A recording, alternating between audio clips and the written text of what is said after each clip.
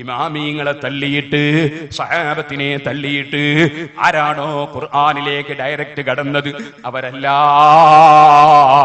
അറിയാതെ ഇസ്ലാമെന്ന് പുറത്തുപോയി. ചില വ്യാജ തരീഖത്തുകാർ വന്നു. സുബ്ഹാനല്ലാഹ്. വ്യാജ തരീഖത്തുകാർ വന്നിട്ട് സാധാരണക്കാരെ വഞ്ചിക്കാൻ വേണ്ടി അവര് പറഞ്ഞു, അതെ, മല്ലം യകുല്ലഹു ശൈഖുൻ ഫൈബിലീസു ശൈഖുഹു. മല്ലം യകുല്ലഹു ശൈഖുൻ ഫൈബിലീസു ശൈഖുഹു. ഒരാൾക്കൊരു ഉസ്താദ് ഇല്ലെങ്കിൽ അവന്റെ ഉസ്താദ് ഇബ്ലീസാണ് എന്ന് മഹാന്മാര് പറഞ്ഞിട്ടുണ്ട്. അതുകൊണ്ട് തന്നെ നമുക്കൊരു ശൈഖ് വേണം. ആദ്യത്തെ ആമുഖമാണത്.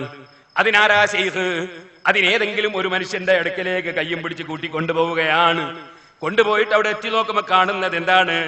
കാണുന്നത് അതാ അന്യപെണ്ണിനെ പിടിച്ചിട്ട് ഈ ശൈഖ് ചുംബിക്കുകയാണ്, അന്യപെണ്ണിന് കൈ കൊടുക്കുകയാണ്. അന്യപെണ്ണതാ ബിസ്ക്കറ്റ് മുറിച്ചിട്ട് അല്ലെങ്കിൽ കേക്ക് മുറിച്ചിട്ട് ശൈഖിന്റെ വായിൽ വെച്ചു കൊടുക്കുകയാണ്. ഈ വേങ്ങാട്ടുണ്ടായി എന്നില്ലേ സഹോദരന്മാര്, അന്യ സ്ത്രീകൾ ബാംഗ്ലൂരിൽ നിന്ന് അതാ മുരീദിന്റെ വീട്ടിൽ വെച്ച് ഇങ്ങനെ കേക്ക് മുറിച്ചു കൊടുക്കുന്നത് ഞാൻ എന്റെ CD-യിൽ കാണിച്ചില്ലേ? ഇതുപോലെ തന്നെ വടകരയില്ലേ, വടകരയില്ലേ ഒരു തങ്ങള് സുബ്ഹാനല്ലാഹ് അന്യപെണ്ണുങ്ങൾ വന്നാ പിടിച്ചിങ്ങനെ മണക്കുന്നത് ഞാൻ എന്റെ ആത്മീയത എന്ന CD-യിൽ കാണിച്ചിട്ടില്ലേ? എന്താണ് അവർക്ക് പറയാനുള്ളത്?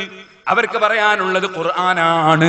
ഖുർആനിൽ പറഞ്ഞിട്ടുണ്ട് ഇന്നമൽ മുഅ്മിനൂന ഇഖ്വാ, ഇന്നമൽ മുഅ്മിനൂന ഇഖ്വാ.